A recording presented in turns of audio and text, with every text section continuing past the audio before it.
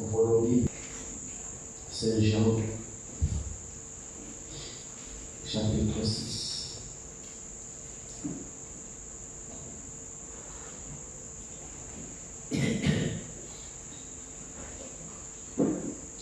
Commençons verset 30 de Jean, chapitre 6.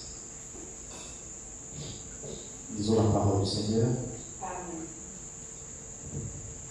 Quel miracle fais-tu donc, lui dire-t-il, afin que nous le voyions et que nous croyions en toi?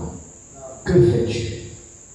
Nos pères ont mangé la manne dans le désert, selon ce qui est écrit. Il leur donna le pain du ciel à manger. Jésus leur dit, en vérité, je vous le dis, Moïse ne vous a pas donné le pain du ciel, mais mon Père vous donne le vrai pain du ciel. Car le pain de Dieu, c'est celui qui descend du ciel et qui donne la vie au monde. Ils lui dirent, Seigneur, donne-nous toujours ce pain.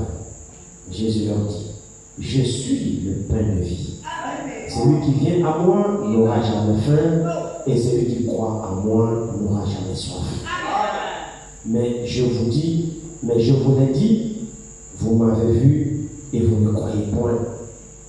Tout ce que le Père me donne viendra à moi, et je ne mettrai pas dehors celui qui vient à moi. Car je suis descendu du ciel pour faire non ma volonté, mais la volonté de celui qui m'a envoyé.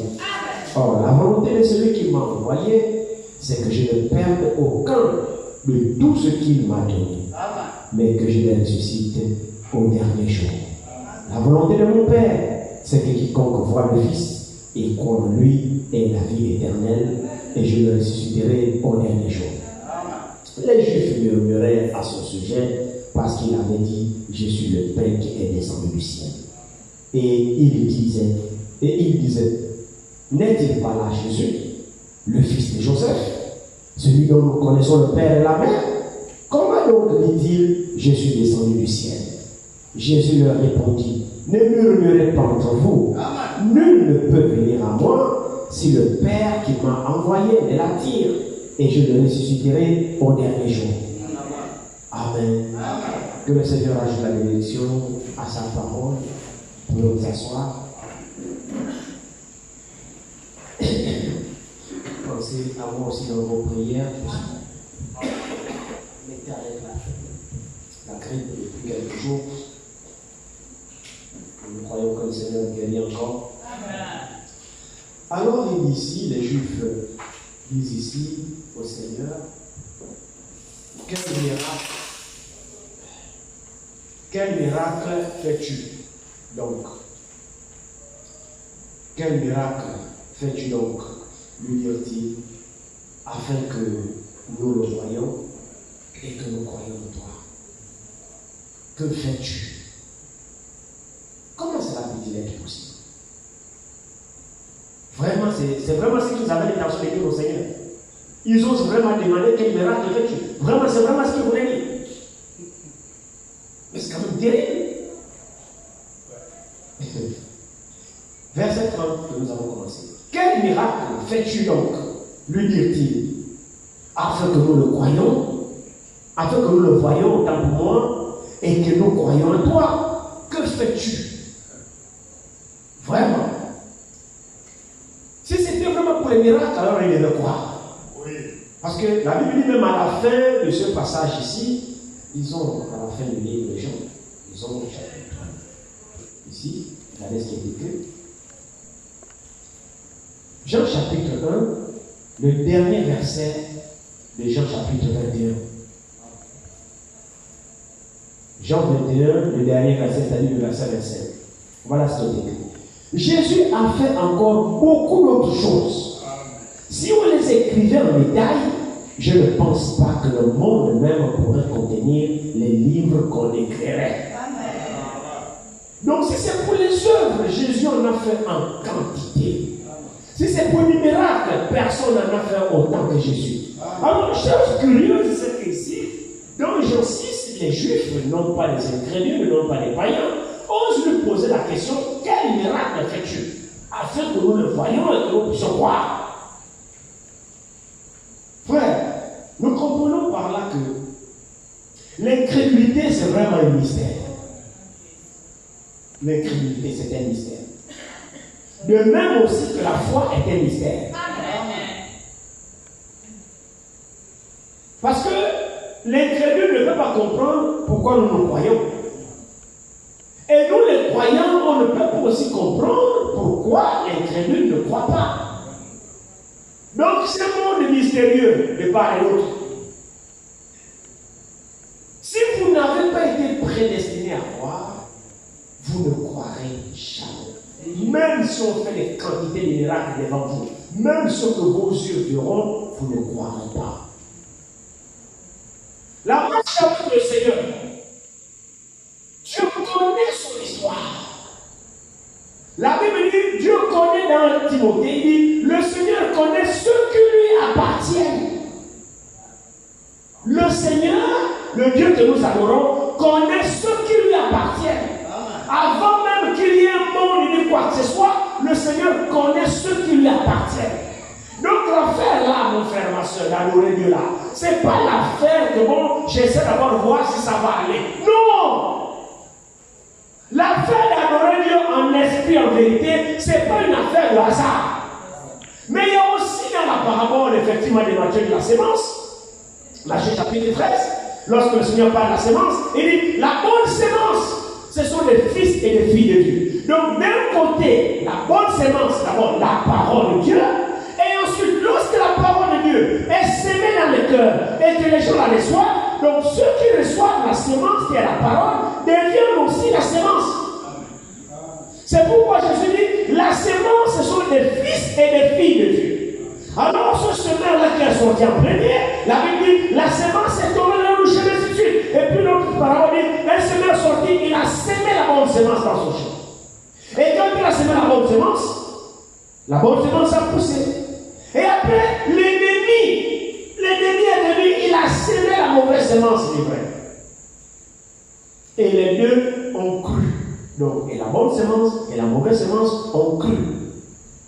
Qu'on a déraciné la mauvaise sémence. Il dit non, faites pas ça. De peur que l'on déracine la mauvaise sémence là, que vous n'abîmez la bonne sémence, que vous ne la touchez. Et nous savons que le Seigneur parlait toujours par des paraboles. Pourquoi le Seigneur utilisait des paraboles? Il utilisait des paraboles pour les incroyants. Mais pour les croyants, il expliquait en aparté la parabole qu'il n'expliquait pas aux incroyants. Pourquoi? Parce que le Seigneur nous a connus d'avance. Et il nous a prédestinés à connaître la parole. Il nous a prédestinés, frère. Il a circoncis nos oreilles. Il a disposé notre cœur que lorsque la parole sort, le croyant doit croire. Vous n'avez pas assez de force pour empêcher le croyant de croire. Et vous n'avez pas assez de force pour imposer aux non-croyants de croire. Nous tous ici, nous manifestons ce que nous étions. Chacun vient manifester sa nature. Si tu as cru, tu crois. Si tu n'as pas cru, tu ne crois pas. Alors il dit, laisse les deux croire. Et c'est le phénomène dans lequel nous assistons. Et nous savons que c'est prophétique. C'est prophétique. Et le messager a prêché 3 sortes de croyants. Mon frère, tout à l'heure, en introduisant ici, il a lu un texte merveilleux. Et là-dedans, il nous a insisté sur la sincérité. Quand il faut adorer Dieu. Nous devons enlever la hypocrisie. Oui. Mais être sincère et être vrai. Amen. C'est absolument important d'être vrai avec Dieu. Amen. D'être sincère avec Dieu. Amen. Et ne pas être double. Amen. Ne pas être hypocrite. Amen. Ne pas être comme ça. En réalité, quand tu fais ça, tu montres simplement ta nature. C'est juste. Et les deux semences sont dans chaque église. Donc l'ivraie et la vraie sémence. Les deux sont dans chaque église. Ne pensez pas que nous tous nous partions en l'enlèvement. Je n'ai pas envie de décourager quelqu'un, mais j'ai envie de secouer quelqu'un. Pour que quelqu'un comprenne, qu'il sache à quel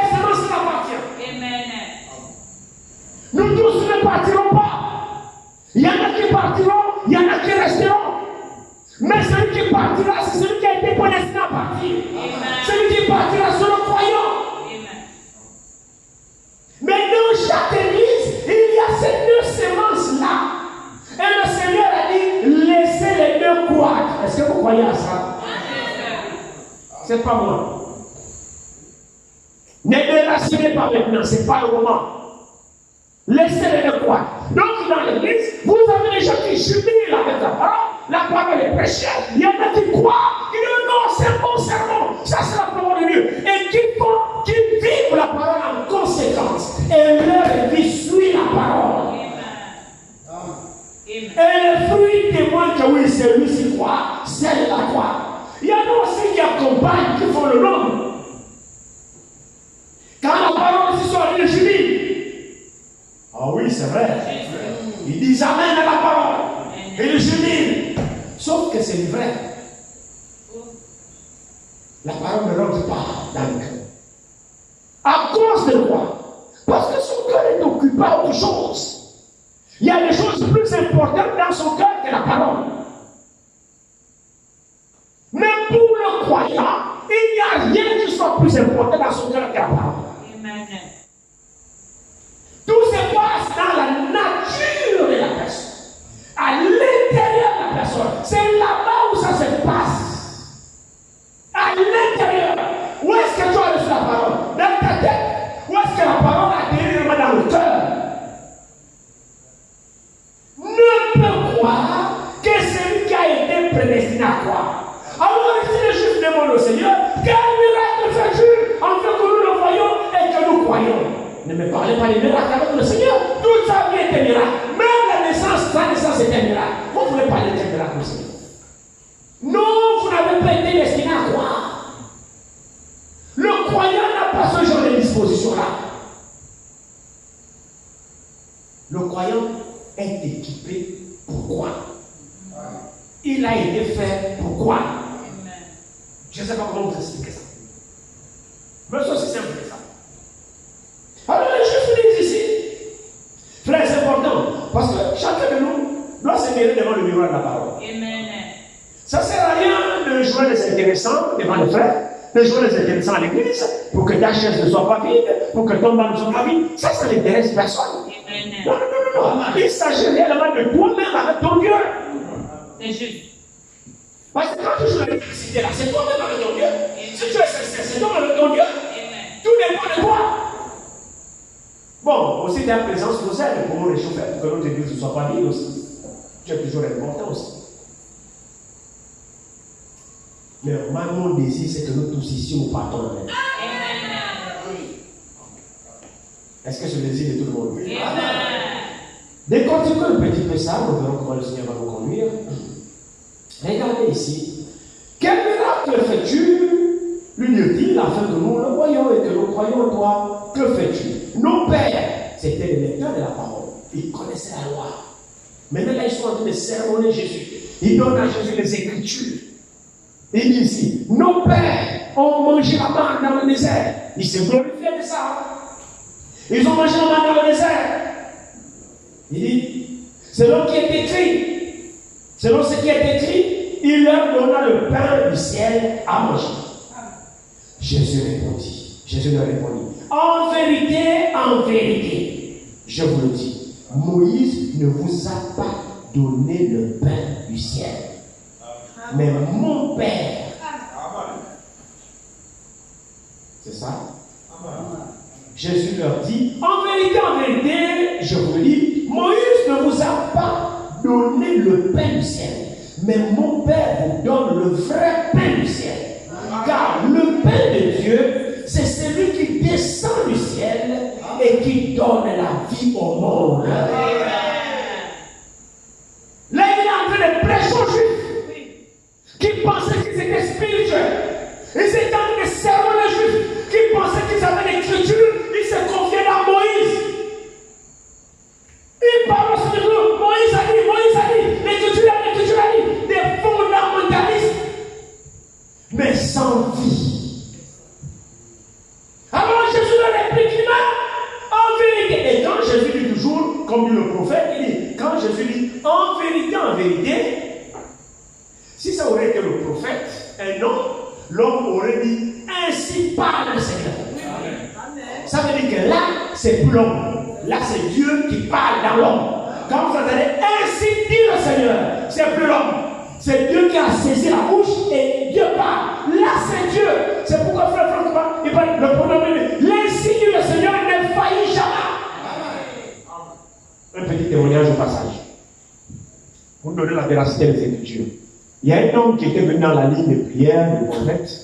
Il est venu dans la ligne de prière. Tout ça, je crois que c'était un homme qui n'avait pas d'enfant, quelque chose comme ça. Je me rappelle très bien, une femme, quelque chose comme ça. Ça fait longtemps que j'ai vu ça. Alors il est venu dans la ligne de prière, et puis il y a eu un discernement. Le prophète a dit, ainsi dit le Seigneur, tu auras un enfant. Dans la ligne.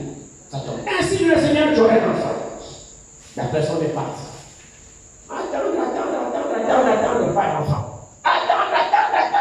Attends, pas d'enfant. Alors il approche le prophète, il prêche encore quelque part, il est parti. Il arrive là-bas, il peut d'accord le prophète, il dit, mais tu m'avais dit là que je devais avoir un enfant. Il dit oui. Il dit, mais depuis là, je crois que j'ai tellement attendu et ma foi faiblit, ma foi a pris un coup, je commence à baisser parce que j'ai trop attendu. Frère, mon frère, je ne t'ai pas parlé de ta foi. Je t'ai parlé ainsi dit le Seigneur. Quand Dieu a dit ainsi dit le Seigneur, ça ne dépend pas de ta foi. Ça dépend de la volonté de Dieu, de sa prédestination. Là, ta foi ne rentre pas en scène. C'est ainsi dit le Seigneur. Ça ne faillit pas. Quand Dieu a déjà dit ça, il avait déjà vu que la chose t'arriverait. Que tu crois, que tu ne crois pas. Mon frère, ma soeur, le ainsi dit le Seigneur ne dépend pas de votre foi. Le ainsi dit le Seigneur, c'est la volonté de Dieu. Il y a des choses qui dépendent de votre foi et il y a des choses qui dépendent de la volonté de Dieu. Et ces choses-là ne dépendent pas de votre foi. Que vous croyez ou pas, ce que Dieu a dit s'accomplira. Il y a des choses qui s'accomplissent avec vous selon votre foi, mais il y a des choses qui s'accomplissent selon le dessein de Dieu. Ça ne dépend pas de votre foi. Dieu cherchera le monde, non? C'est ainsi dit le Seigneur, non? Que tu crois où, que tu ne crois pas où, tu changes quoi ça? Donc ainsi dit le Seigneur ne dépend pas de ta foi. Quand tu entends mon frère, ainsi dit le Seigneur sur toi, va dormir. Ça ne ratera jamais, ça n'échouera jamais, jamais. Et ainsi dit le Seigneur, c'est sa parole. Alléluia. Amen. Alors il dit, vous avez mangé le pain? Le pain descendu du ciel, mais ce pain-là, c'est quoi? En vérité, je vous le dis. Moïse ne nous a pas donné le pain. Oui. Non. Il dit ici. En vérité, je vous le dis, Moïse ne vous a pas donné le pain du ciel.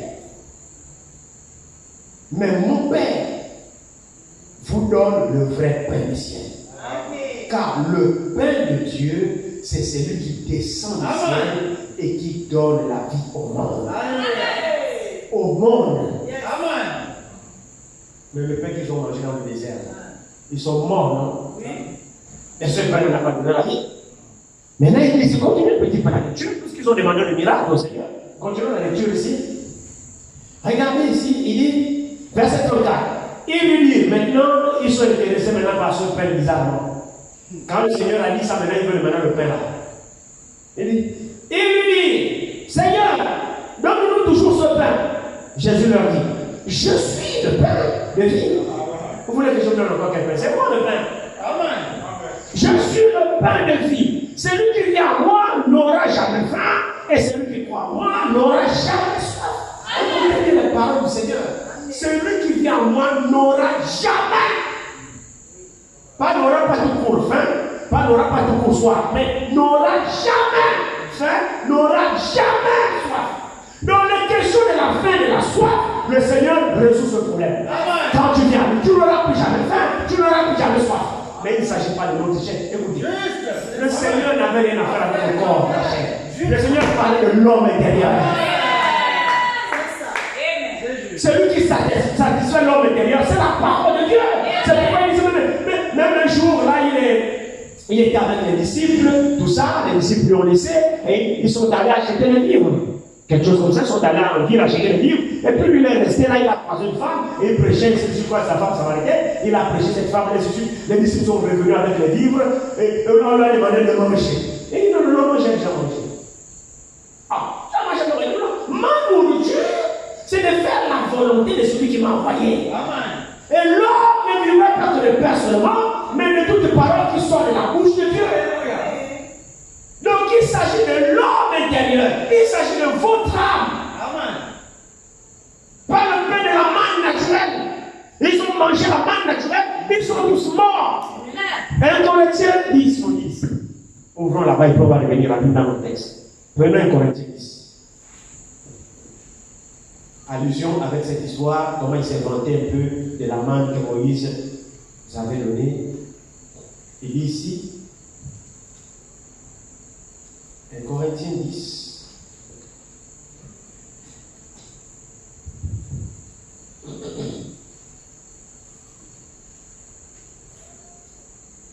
Frère, commençons au premier verset. Frère, je ne veux pas que vous ignorez que nos pères, donc les fameux juifs là, dans Jean 6 qui parlent avec le Seigneur, c'est d'eux que Paul parle ici dans Corinthiens chapitre 10.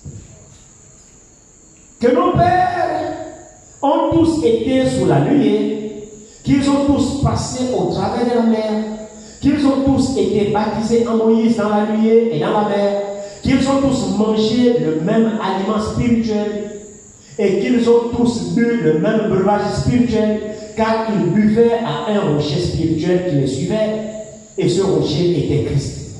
Mais la plupart d'entre eux ne furent point agréables à Dieu, puisqu'ils périrent dans le désert.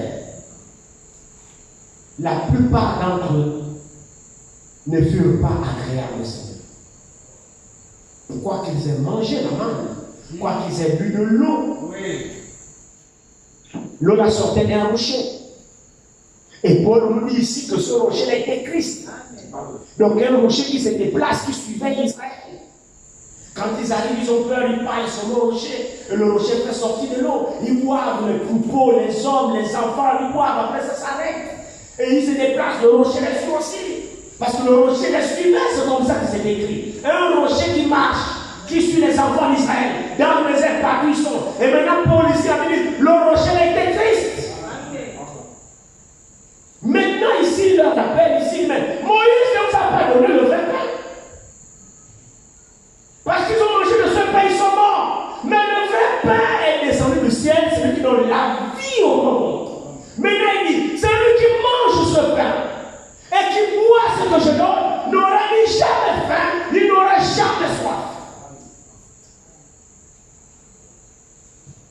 Seigneur, donne-nous ce pain, dit-il.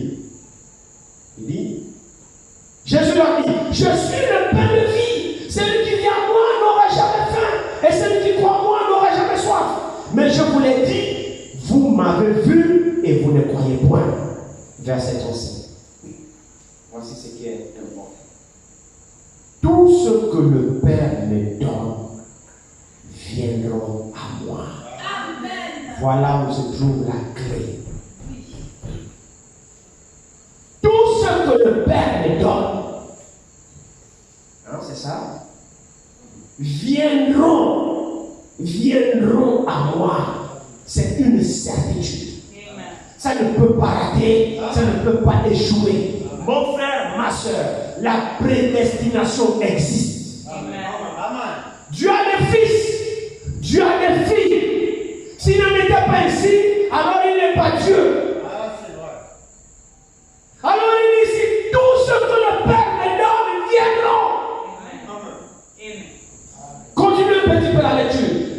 Et je ne mettrai pas dehors celui qui vient à moi, car je suis descendu du ciel pour faire non ma volonté, mais la volonté de celui qui m'a envoyé. Or, la volonté de celui qui m'a envoyé, c'est laquelle? C'est que je ne perde aucun de tout ce qu'il m'a donné. Si vous regardez très bien, là c'est au passé. Je ne sais pas si on est d'accord. Amen. La volonté de mon Père de ce qui m'envoie, c'est que je ne perds aucun de ce qu'il m'a donné. Donc il l'avait déjà donné. Donc la mission de Jésus, mon frère, ma soeur, il n'est pas venu en tourisme sur la terre. C'est vrai que la Bible dit, Dieu a tant aimé le monde qu'il a donné son Fils unique, afin que quiconque croit ne périsse point, mais qu'il ait la vie éternelle. Donc mon frère, ma soeur, ne t'inquiète pas. Ceux qui doivent croire en lui étaient prédestinés à croire en lui. Et c'est pour eux qu'il est descendu. Oh, que je ne vous assure pas ce soir. Jésus n'est pas descendu pour la croix pour tout le monde. Non, tout le monde ne croira pas. Amen. Je veux ici vous montrer la prédestination de Dieu. Que l'homme de Dieu connaît ce qu'il fait. Ceux qui devraient croire et ceux qui doivent croire, Dieu les avait déjà connus. Et ceux-là croiront. Il les a connus dans sa préscience. Avant même que le monde ne soit bon, avant même qu'il ait créé le ciel, qu'il ait créé la terre, il t'a connu. Alléluia. Avant même qu'il y ait quoi que ce soit, il t'a connu. Tu étais en lui. Alléluia. Nous étions dans les pensées de Dieu. Avant la fondation du monde, il te connaissait, il me connaissait. Souvenez-vous, frère, qu'il est l'Éternel. Il est l'Éternel.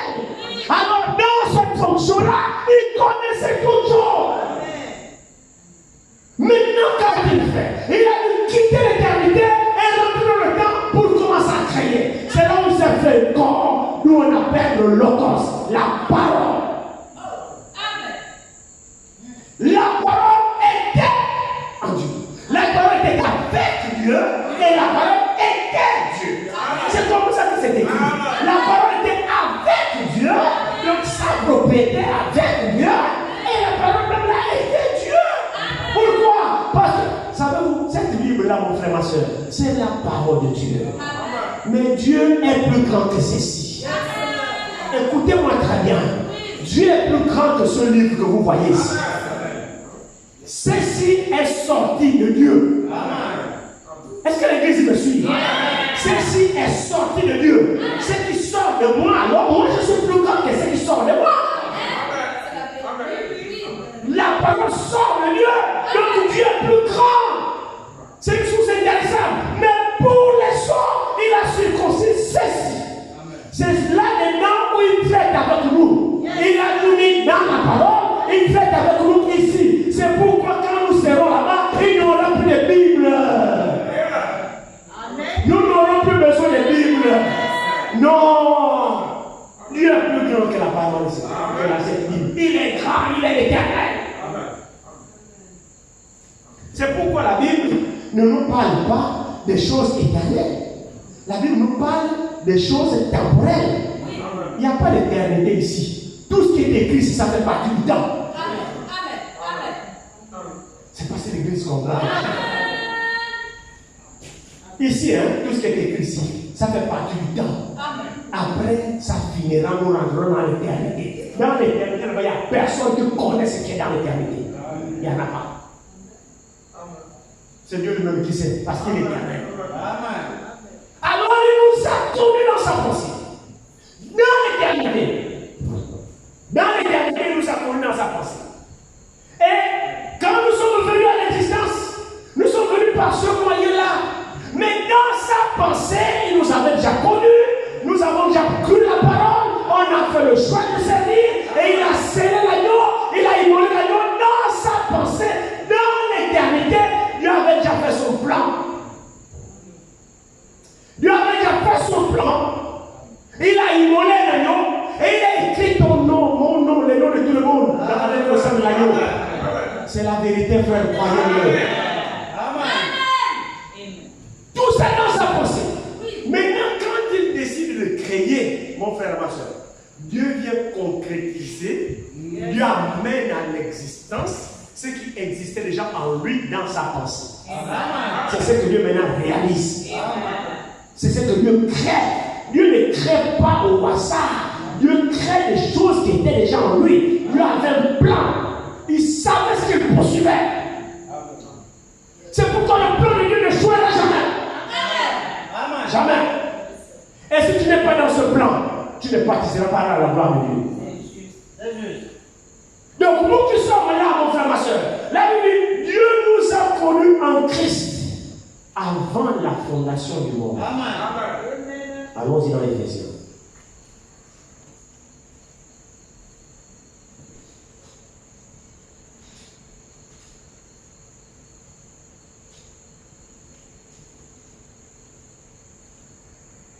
La volonté de Dieu aux saints qui sont à Éphèse et aux fidèles en Jésus-Christ. Que la grâce et la paix vous soient données de la part de Dieu notre Père et de Jésus notre et du Seigneur Jésus-Christ. Béni soit le Dieu et Père de notre Seigneur Jésus-Christ, qui nous a bénis de toute bénédiction spirituelle dans les lieux célestes en Christ. Verset 4. En lui, Dieu nous a élus avant la fondation du monde. Vous vous dites qu'on ne vous raconte pas des histoires. C'est le témoignage des Saintes Écritures. En lui, Dieu nous a élus avant la fondation du monde. Pourquoi? Pour quelle raison Dieu nous a élus? Est-ce que c'est pour nous faire le boucan? Non. Est-ce que c'est pour marcher comme nous voulons? Est-ce que c'est pour nous s'asseoir dans l'église et tout marcher selon tes voies? Non! Je suis élu! Je suis élu! Je suis élu! Restituons les choses dans leur contexte. Qui est élu? Et pourquoi Dieu t'a élu? L'élu se voit par sa vie d'élu. L'élu se révèle par son comportement d'élu. Élu n'est pas élu dans le boucan. À moins que ce soit tu me dises que Dieu t'a élu rien que pour le boucan. Droit d'élection. Mais les élus dont nous parlons, ceux qui croiront, ceux qui manifesteront la nature de Dieu sur la terre, voici pourquoi ils ont été élus. Regardez, lisons avec moi ici. En lui, Dieu nous a élus avant la fondation du monde, pour que nous soyons saints et irréprochables devant lui. Voici le but de l'élection. Maintenant, est-ce que c'est ton cas? Tu es élu? Si je pose la question ce soir, qui est élu? Tout le monde va lever la main ici. Je suis élu, je suis élu, je suis élu. Très bien. Je conteste pas ça avec toi. Mais passons au test de la parole. Amen. Il dit, maintenant regardez, continuez un petit peu la lecture. Nous soyons saints et irréprochables dans le but de l'élection devant lui. Il nous a prédestinés. Avez-vous entendu ça? Amen. Il nous a prédestinés. Prédestinés. C'est dans sa préscience. Amen. Donc nous rentrons dans le domaine de la préscience de Dieu. Qu'il a arrêté son dessein. Et ce dessein-là, il était falsifiable. Amen. Aucun homme ne peut changer ça. Amen. C'est pourquoi il dit, ce que le Père m'a donné, la volonté de celui qui m'a envoyé, c'est que je ne perds aucun de ce qu'il m'a donné. Amen. Frère, personne ne pourra se perdre s'il a été prédestiné à être sauvé. Alléluia. Amen. C'est pourquoi regarde David. Regarde-toi. Est-ce que vraiment tu fais des essais avec Dieu? Est-ce que vraiment tu grandis? Est-ce que vraiment il y a quelque chose de Dieu en toi? Est-ce que ton cœur réellement, il y a un contact avec le divin en toi? Est-ce qu'il y a le divin en toi? Il dit ici, il nous a prédestinés dans son amour à quoi? À être ses enfants d'adoption. Par Jésus-Christ, selon le bon plaisir de sa volonté. Amen. Pourquoi? Pour célébrer la gloire de sa grâce dont il nous a favorisés dans le bien-aimé. C'est pas fini, continuons. En lui, nous avons la rédemption. Alléluia. C'est merveilleux, frère. C'est-à-dire que la beauté des Écritures font crier le croyant. Si vous êtes croyant, vous sauterez les joies en lisant de telles paroles. Je ne sais pas ce que cela fait dans votre cœur. Savoir que frère, Jésus nous a rachetés. Et son dessein, c'est quoi? C'est qu'en lui, nous soyons irréprochables. Frère, je vais atteindre la perfection. Oh oui, c'est la vérité. C'est pas vous, ça ne dépend pas de vous, non. Ça dépend de celui qui a arrêté cela. C'est non son dessein dans sa présence. Il m'a prédestiné à ce but. Je vais arriver là. Mettez les bâtons dans les roues comme vous voulez. Vous n'y arriverez pas, mon frère. Jésus a payé.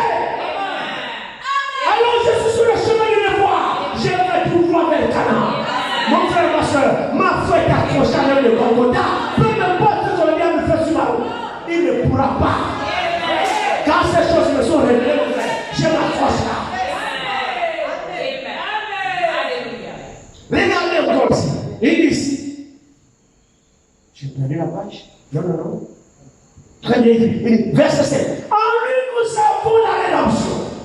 Par son sang, le pardon des péchés, selon la richesse de sa grâce, que Dieu a répandu abondamment sur nous, par toute espèce de sagesse et d'intelligence. Il nous a fait maintenant écouter très bien. Tout ça, c'est ce qu'il avait arrêté dans son dessein. Du toi, du moi, personne ne connaissait ça. Personne ne connaissait. Dieu maîtrisait son histoire. C'est pourquoi adorer Dieu, j'insiste là-dessus. Ce n'est pas une affaire de hasard, une affaire de civisme. Je suis papa, je suis maman, je suis ma femme, je suis mon mari. Oh non! L'affaire là, c'est individuel. Il faut que ce Dieu se révèle à toi. C'est vrai ce que je vous dis. Regardez ici. Regardez très bien. En lui, nous avons la rédemption. Par son sang, le pardon des péchés, selon la richesse de sa grâce, que Dieu a répandu abondamment sur nous par toute espèce de sagesse et d'intelligence. Il nous a fait connaître le mystère de sa volonté. Alléluia. Maintenant nous connaissons cela. Il le révèle aux bien-aimés. Mais c'est vrai, Dieu nous révèle la particularité du croyant, c'est que le plan du salut vous est révélé. Amen. Il dit ici, il dit, il nous a fait connaître le mystère de sa volonté. C'est un mystère. Tu connais la volonté de Dieu? Personne. C'est un mystère. Mais par sa grâce, il nous le fait connaître. Alors ce soir, nous ne sommes plus des dénominationnels. On n'adore pas Dieu dans nos bouquins, dans nos brouillons. Non. Il nous a révélé le mystère de sa volonté. Nous savons quelle est la volonté de Dieu. Chacun doit connaître la volonté de Dieu pour lui-même.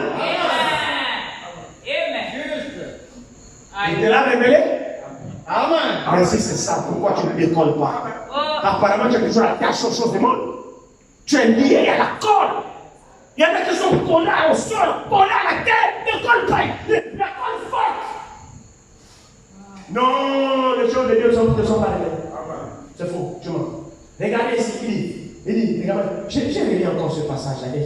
Excusez-moi pour l'excitation parce que à certains moments, il y a des choses qui me transportent. Je vais essayer de me calmer un peu. En lui, nous avons la rédemption par son sang, le pardon des péchés, selon la richesse de sa grâce, que Dieu a répandu abondamment sur nous par toute espèce de sagesse et d'intelligence. Il nous a fait connaître le mystère de sa volonté, selon le bienveillant dessein qu'il avait formé en lui-même, pour le mettre en exécution lorsque les temps seraient accomplis. Alléluia. Quel était ce dessein-là? De réunir toutes choses en Christ. Mon frère, ma soeur, il n'y a plus de discorde. Si tu as vraiment soutenu en toi, il n'y a pas de discorde. Tu es réuni en Christ. Tu es un homme de paix. Tu es une femme de paix. Tu es une femme de réconciliation. Mais c'est vrai. Si ce dessein t'a été révélé, voici ce que tu dois produire. De réunir toutes choses en Christ. Hein? Celles qui sont dans les cieux et celles qui sont sur la terre. En lui, nous sommes aussi devenus héritiers ayant été prédestinés suivant le plan de celui qui opère toujours d'après le conseil de sa volonté. Donc Dieu a un plan dans tout ce qu'il fait. Est-ce que ce plan est révélé? Ou bien que tu veux seulement essayer pour bon, tu n'en vas dire que j'ai encore manqué. Moi je ne sais pas. Mon frère, ma soeur, l'adorateur, il sait ce qu'il vient chercher à l'église. C'est la vérité. L'adorateur sait ce qu'il vient ici. Parce qu'il a été réconcilié. Il a été réconcilié avec lui. Il sait pourquoi il vient. Il sait ce qu'il vient chercher. Et je vous dis une chose. L'adorateur, chaque fois qu'il vient à l'église, écoutez-moi très bien, chaque fois qu'il vient à l'église, il y a quelque chose qui va. Amen. Le frère, mon jeune frère Richard, a envoyé un post là une citation de Frère Franck là. Je vais vous partager ça quand même. Le frère a envoyé un post là. Frère Franck dit quelque chose ici qui est vraiment très bien. On va se prendre. Je crois que vous avez vu ça, je ne sais pas. Ici.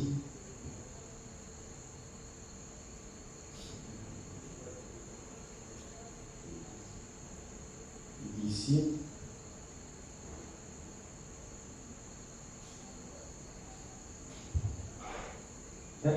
Ici.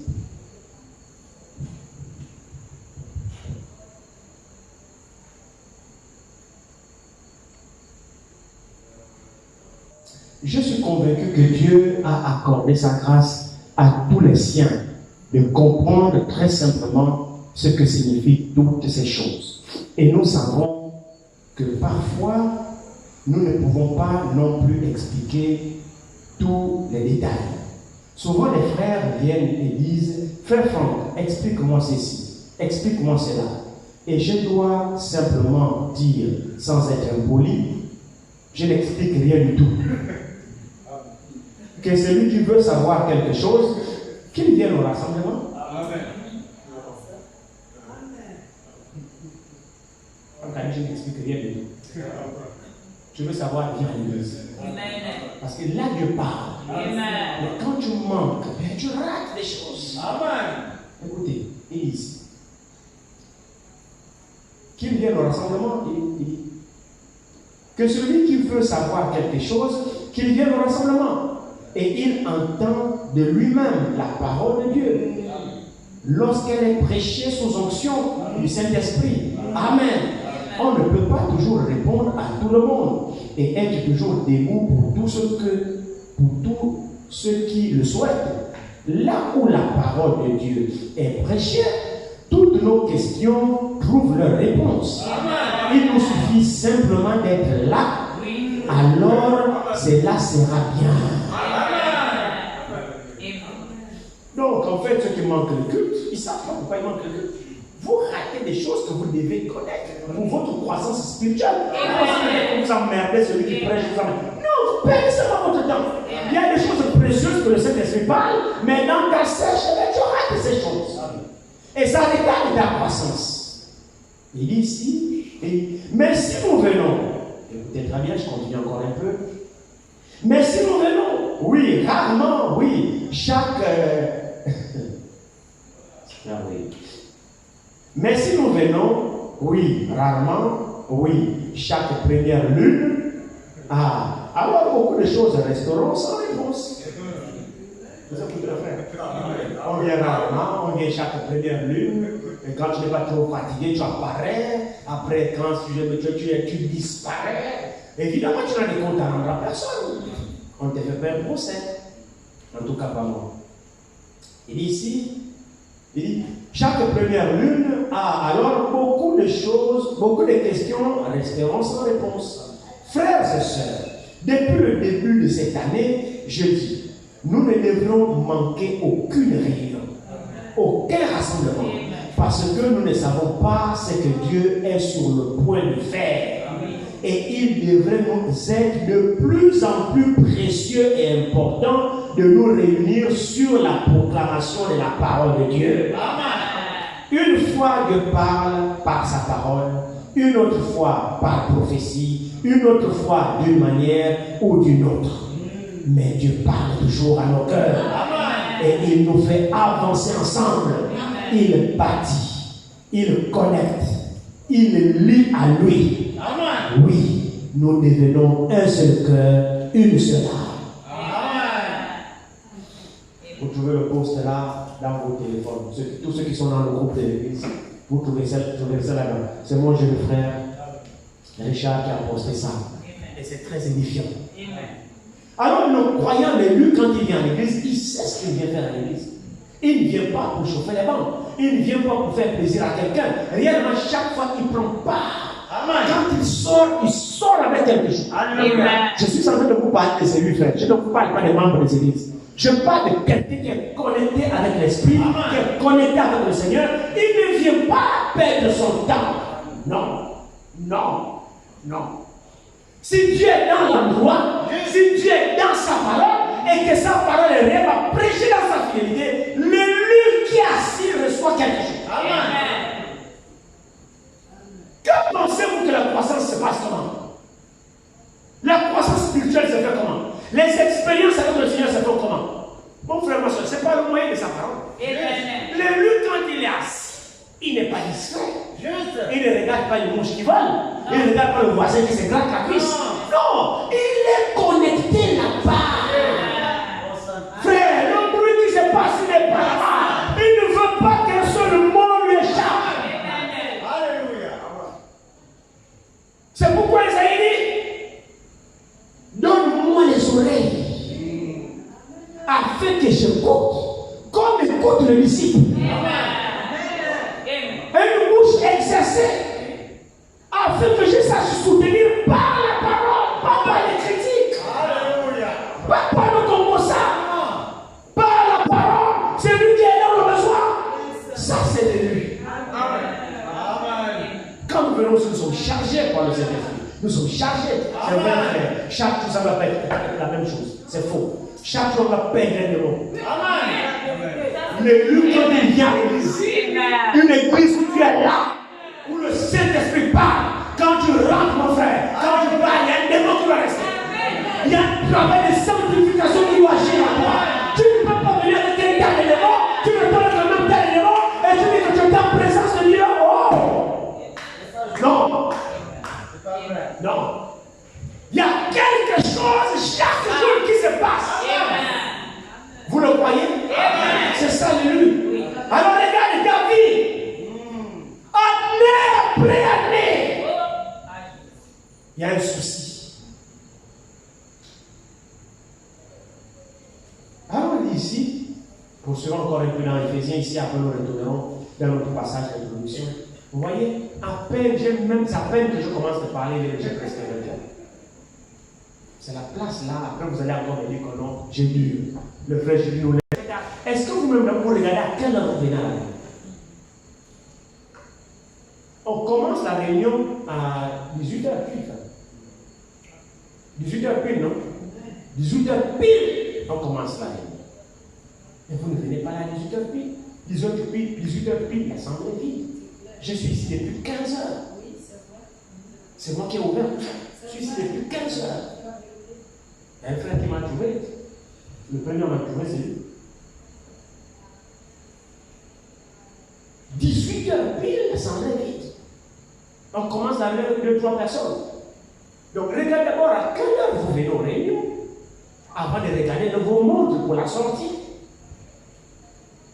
Or, le messager dit, si Dieu est dans votre cœur, si Dieu est dans votre cœur, vous soupirez que les portes de l'église soient ouvertes. Si nous suivons l'ordre de l'église prêché par le prophète, 45 minutes avant le culte, l'assemblée doit être pleine. 45 minutes avant, l'église doit être pleine. Chacun a le temps de se recueillir, de prier, de chercher la face de Dieu avant proprement le début de la réunion. Mais vous êtes pour la plupart du travail, ils sont assis chez eux. Ils ne s'empressent pas de venir à l'église. Ce n'est pas toujours des occupations. Ce sont des mauvaises habitudes que nous avons eues. On préfère d'abord privilégier n'importe quoi. Pour celui qui travaille, qui est retenu par le travail, ça se comprend. Mais toi qui ne travailles pas, ou alors tu es sorti du travail depuis. Mais qu'est-ce que tu as à faire à venir en retard? Ça aussi, c'est aussi énorme, non? On ne vient pas à l'église à l'heure comme ça. Un vrai adorateur, non. Un vrai adorateur, non. Qui ne doit arriver dans son travail à retard? S'il faut rentrer dans ce domaine-là. On court là, le patron. Là, c'est l'argent. Est-ce que c'est vrai? Moi aussi, j'ai travaillé, donc on allait même m'apprendre. Je sais ce que c'est que la ponctualité au travail. On te coupe. Avec le système de pointage, on te coupe. Mais à l'église, on doit s'empresser. À 15 heures déjà. Prépare-toi déjà à 15 heures. Pour si tu n'as rien à faire. Les élèves qui sont déjà en vacances là. Comment me justifier de venir à l'église en retard? Vous foutez quoi? Les travaux de vos mamans à la maison, faites la journée. Dès 15h, mettez-vous, 16h, mettez-vous en route. Tu n'as pas le taxi marche. Le temps est déjà cool là, il y a plus de soleil. Mais c'est pour le salut, hein. Si vous pensez que c'est une façon de vous en mettez, pas du tout. Non. Pas du tout. C'est même pas l'esprit qui me conduit. Non. Mais c'est quand même la vérité. Changeons notre manière d'adorer. Bref. Je suis dans Éphésiens chapitre 1. En lui, nous avons la rédemption par son sang, le pardon des péchés, selon la richesse de sa grâce, que Dieu a répondu abondamment. Non, on était déjà un peu plus loin. En lui, nous sommes, verset 11, en lui, nous sommes aussi devenus héritiers, ayant été prédestinés, suivant le plan de celui qui opère toutes ces choses d'après le conseil de sa volonté, afin que nous servions à célébrer sa gloire, nous qui d'avance avons espéré en Christ. En lui, vous aussi, après avoir entendu la parole de la vérité, l'évangile de votre salut, en lui, vous avez cru. Après avoir cru, qu'est-ce qu'on va voir?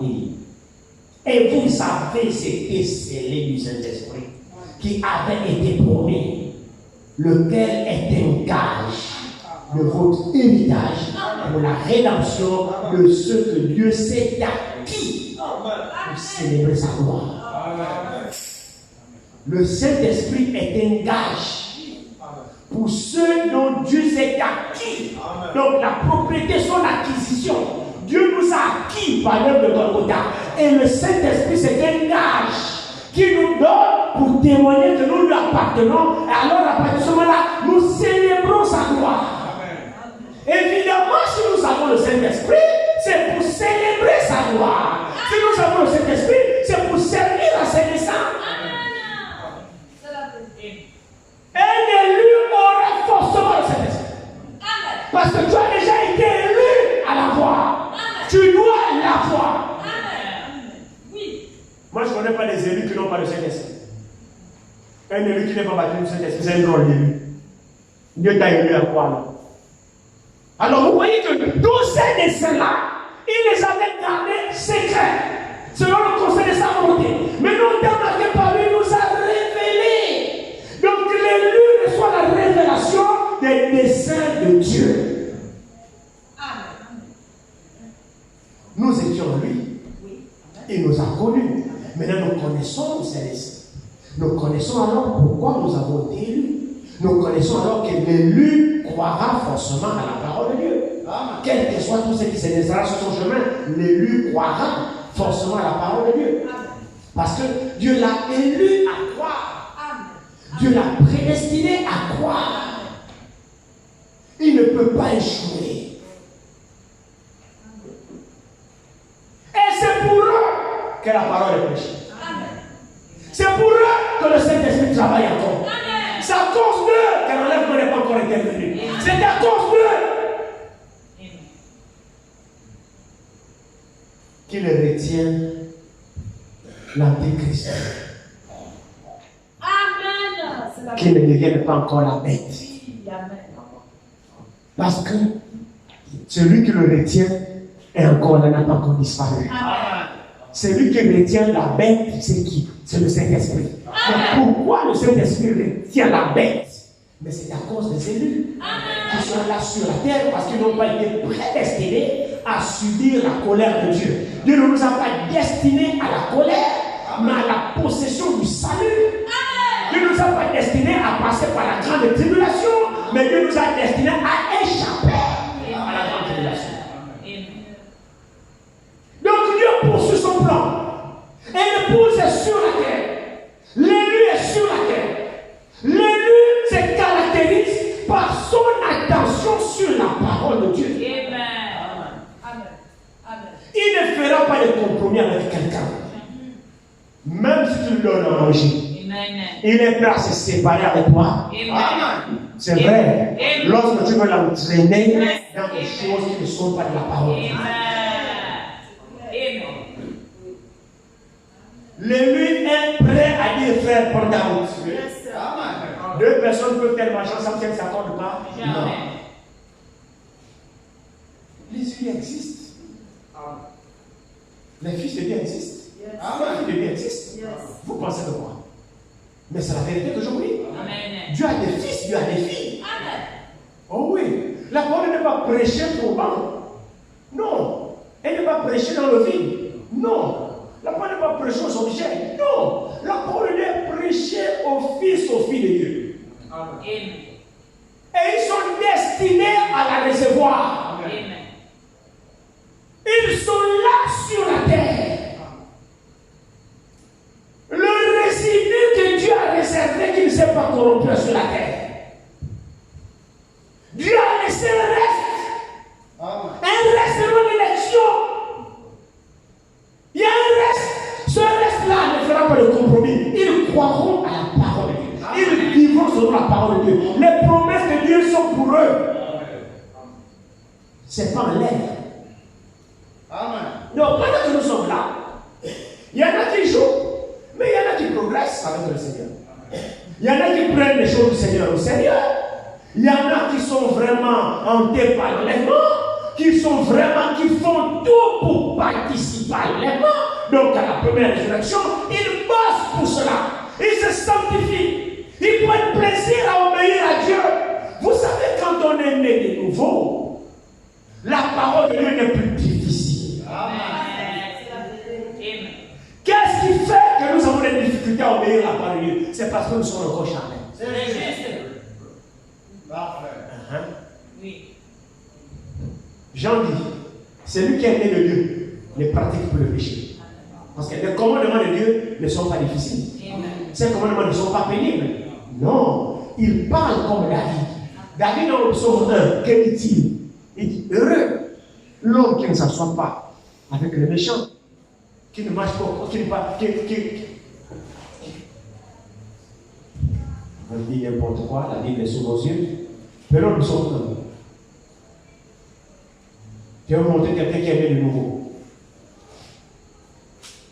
Psaume 1 à partir du premier verset. Heureux l'homme qui ne marche pas selon le conseil des méchants, qui ne s'arrête pas sur la voie des pécheurs. Non, il est né de nouveau. Il dit, et qui ne s'assied pas en compagnie des moqueurs.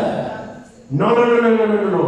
Mais qui trouve son plaisir dans la loi de l'Éternel et qui la médite jour et nuit. Vous voyez que cet homme-là trouve du plaisir. Et donc pendant 1 Jean au chapitre 4, il dit, les commandements de Dieu ne sont pas pénibles. Amen. Non, pour qui? Pas pour tout le monde, mais pour celui qui est né de nouveau. Amen. La parole de Dieu devient sa vie. Amen.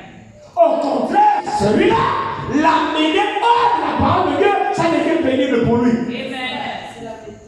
Il ne trouve plus de plaisir là-bas. Non, il est mort au monde. La chair est morte en lui. Pour lui, le plaisir, c'est dans la parole de Dieu. Pour lui, vivre la parole de Dieu, c'est une joie. Il ne trouve pas la parole de Dieu difficile. Les commandements de Dieu ne sont pas difficiles pour celui qui est né de nouveau. Au contraire, il est désireux de recevoir encore. Seigneur, parle-moi. Seigneur, parle-moi. J'ai pris du plaisir à t'obéir. J'ai pris du plaisir à tes commandements. C'est un homme qui est né de nouveau. C'est-à-dire, les désirs, la chair sont morts dans son corps. Amen. Mais si nous trouvons que la parole est difficile, c'est parce que c'est le péché encore qui domine. Oui. Disons les choses clairement. Le péché domine encore à nous. Nous, on prend plaisir quand on péché. On prend plaisir quand on mensonge. On prend plaisir quand il y a l'hypocrisie. On prend plaisir quand il y a la duplicité. Simplement pourquoi? Parce que nous prenons plaisir aux œuvres de la chair. Mais je te défie, mon frère, ma soeur. Né de nouveau, tu vas voir. Amen. Tu verras que ces choses-là te sentent mauvais au niveau. Vous ne fabriquerez rien. Amen. Tu ne te sentiras pas bien dans ça. Non, frère, tu seras malade. Amen. Ça, si quelqu'un a un sentiment comme ça envers le péché, alors tu as fait un pas de nos Seigneur. Amen. Si tu as un tel sentiment dans ton cœur envers le péché, alors régis-toi. La nature de Dieu est déjà en toi. Amen. Tu ne supportes plus en toi. Tu es un fils de Dieu. Tu es une fille de Dieu. Parce que la différence, c'est parce que les fils du monde se régissent dans le péché. Non, ils n'ont pas de souci à ce niveau. Ils n'ont pas de problème. Mais les enfants de Dieu ne s'y plaisent pas. C'est une question de nature. Et ça, vous sentez ça. Ça ne trompe pas. Donc, si toi, tu te sens à l'aise là-dedans, on n'a pas besoin d'une révélation surnaturelle pour savoir que tu es païen. Non. On n'a pas besoin d'une voix audible pour savoir que tu es un pécheur. Les enfants de Dieu ne sont plus des pécheurs. Amen. Il t'amène à ça. Amen. Celui qui est né de Dieu, c'est des enfants de Dieu. Celui qui est né de Dieu n'est plus un pécheur. C'est ce que la Bible dit, c'est pour gagner du temps. C'est que celui qui est né de Dieu ne pratique plus le péché, il ne pêche pas. Le vocabulaire même de péché n'existe pas en lui. Parce qu'il est né de Dieu. Amen. C'est tout. Dieu a des fils et des filles. Donc ici, ils disent qu'ils ne s'arrêtent pas sur la voie des pécheurs et qu'ils ne s'assiedent pas en compagnie des moqueurs, mais qu'ils trouvent son plaisir. Donc c'est possible. C'est possible de se dans la parole de Dieu. Mais qu'il trouve son plaisir dans la loi de l'Éternel et qu'il la bénit toujours de lui. Alors quoi? Il est comme un arbre planté près d'un courant d'eau qui donne son fruit en sa saison et dont le fer ne se fait point. Tout ce qu'il fait le réussit. Amen. Donc il y a quand même des gens qui prennent plaisir à la parole de Dieu. Amen. Amen. Ce sont des fils et des filles de Dieu. Leur plaisir, c'est dans la parole. Amen. Donc s'il n'adore pas, il est malade. S'il manque même une réunion, il a un souci. Oh, je me souviens quand nous avions cru. Quelle génération nous avons aujourd'hui dans mon Dieu? Je sais plus quelle zèle vous avez. Nous, quand nous avions cru, c'est vrai. Je vous parle là sur derrière la chair. Nous, quand nous avions cru, c'est un problème de manquer ce culte. C'est un problème de manquer une réunion. Frère, tu n'es pas bien si tu manques la réunion. Oh non! Ça va commencer comment quand tu manques la réunion? Vous savez, nous, quand nous avons cru ce message en 1992, on nous a présenté ce message comme si le Seigneur venait demain. L'année, c'était une question de demain. Et déjà, l'année 2000 avait une particularité qui sonnait tellement. Parce que le messager dans cette messagerie, chaque 2000 ans, il y a un événement majeur qui se passe sur la terre. Et nous étions en 1992. Donc, on avait une vie battante de l'année 2000. Personne ne voulait jouer avec le salut. On avait tellement zèle. Dès qu'on a pris un frère reçu une brochure. Oh, même si c'est la clé qu'on part. Peut-être que la clé est dans la brochure là. On avait zèle. On ne se séparait pas. On était. Oh, c'est vrai, frère. On était entre bien-aimés. Notre nourriture c'était d'être ensemble. Je bricolais le port. Après le travail, les frères sont là, on est ensemble. Nous, on était toujours ensemble. La paix des affaires du Père, j'enlève mes poches. On avait du sel de sensibiliser. Frère, c'est la vérité que j'en dis. On témoignait de Dieu, on parlait de Dieu, parce que le corps brûlait. Tu vas rater une réunion. Mais tu es malade. Rater une réunion. Mais nous, aujourd'hui, on est là. Il n'y a plus de sel, il n'y a plus rien, ça ne brûle plus dans le cœur. Mais il y a un problème. Là où ça dans le cœur. Amen. Vous savez, les promesses de Dieu sont pour des fils et des filles de Dieu. Amen. Et un fils et une fille de Dieu prend les promesses de Dieu comme sa propriété. Amen. Et les considère et vit en conséquence. Amen. Parce qu'il comprend que c'est à lui que Dieu s'adresse. C'est à elle que Dieu s'adresse. La loi ne concerne pas tout le monde. Alors comme Dieu nous a connus en Christ avant la fondation du monde, et c'est pour ceux-là qu'il a connus qu'il est venu chercher.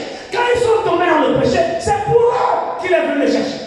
Parce qu'il est hors de question qu'il les abandonne. Il était dans l'éternité avec eux. Il les connaissait dans l'éternité. Ils ont existé en lui. Amen. Est-ce que vous le croyez? Amen. Alors quand il les a créés, Satan les a compris. Ils sont venus dans le péché. Non frère, le nom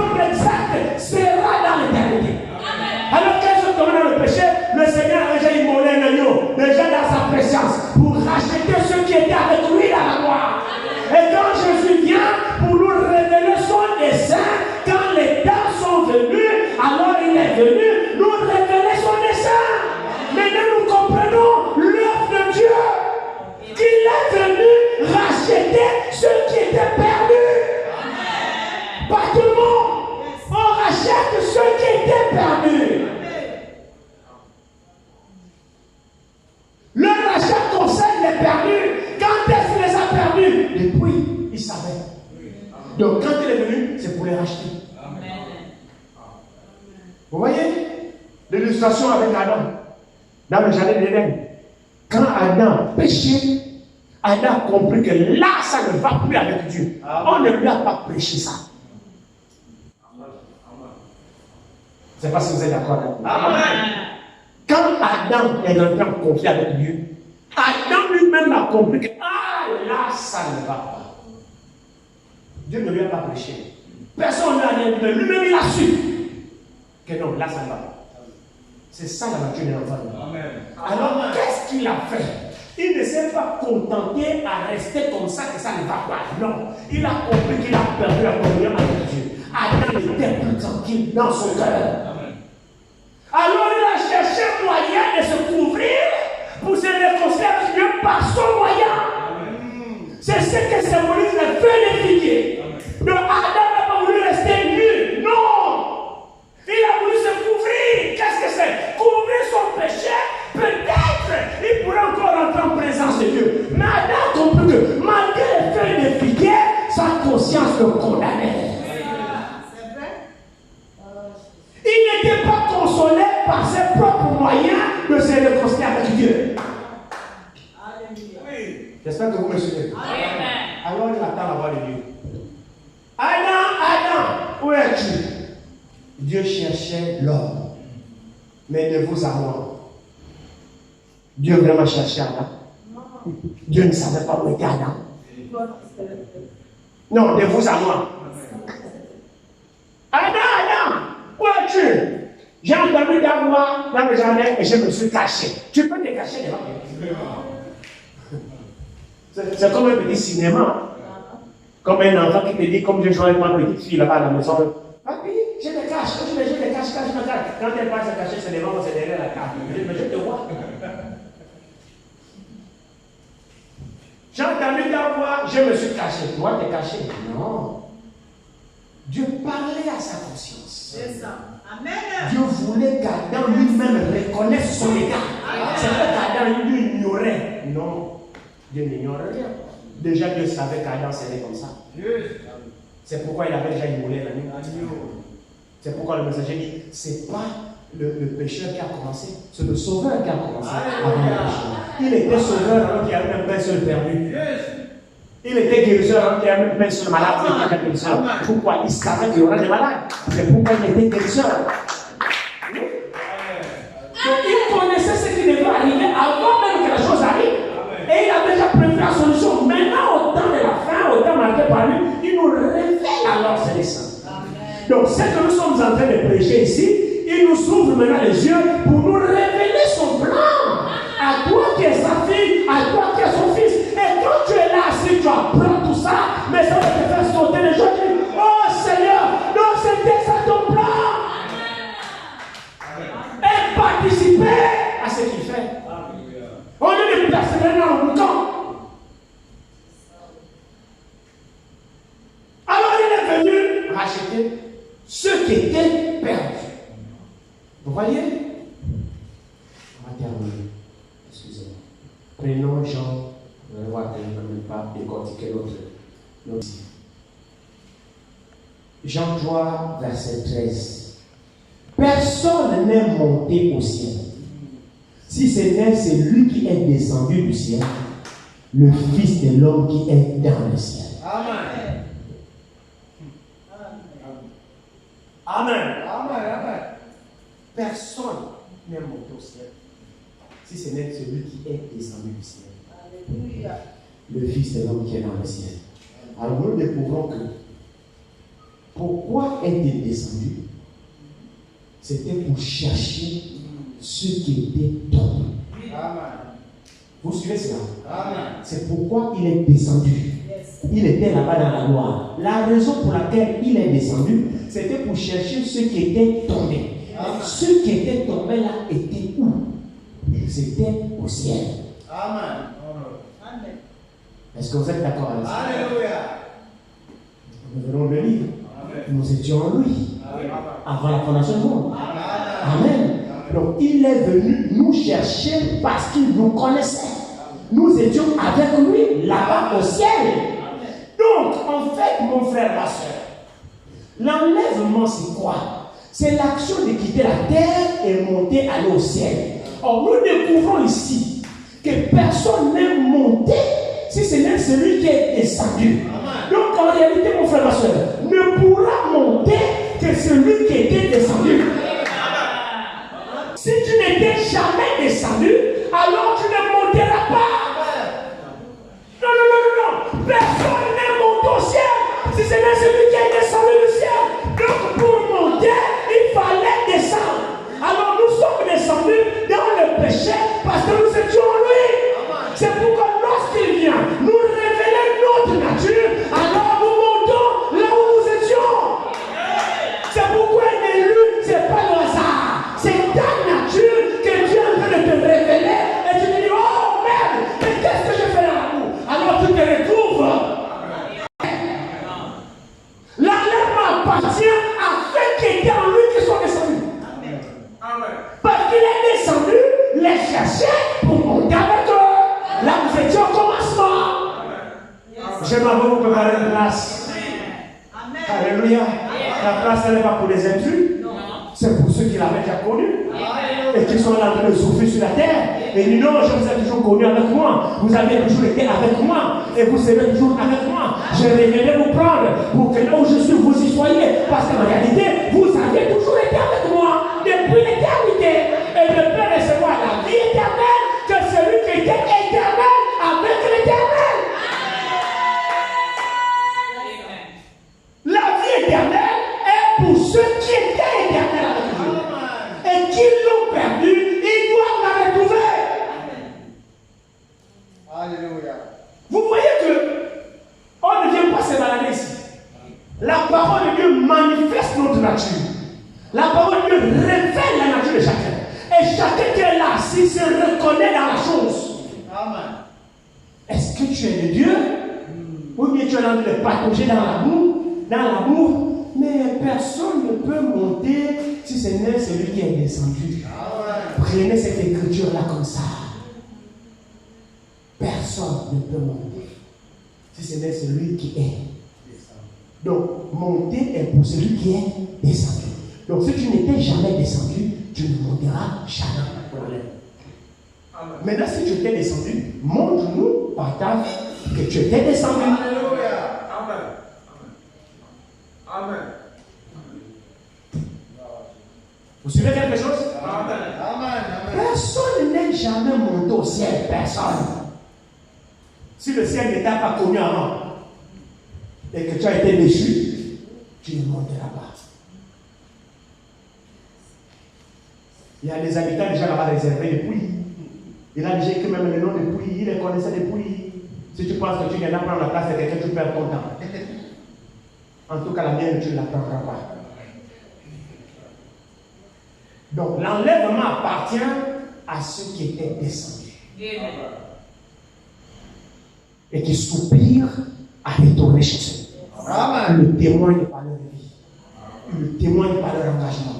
La parole de Dieu est réellement une vie pour eux. C'est vrai. Ce n'est pas de jeu. Ils ne prennent pas cela comme de jeu. Que Dieu vous bénisse. Amen.